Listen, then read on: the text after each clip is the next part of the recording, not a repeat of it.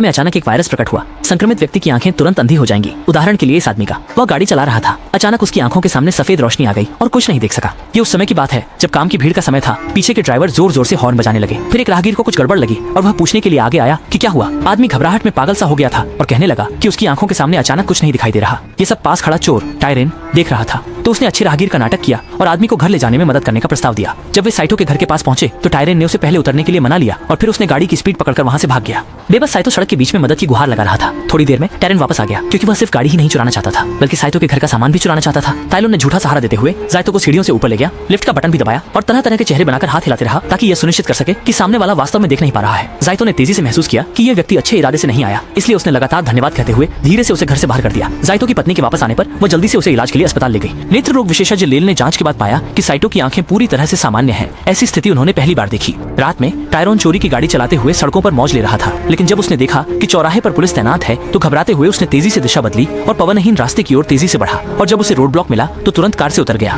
Police को कुछ शक हुआ और उनका पीछा करने लगी।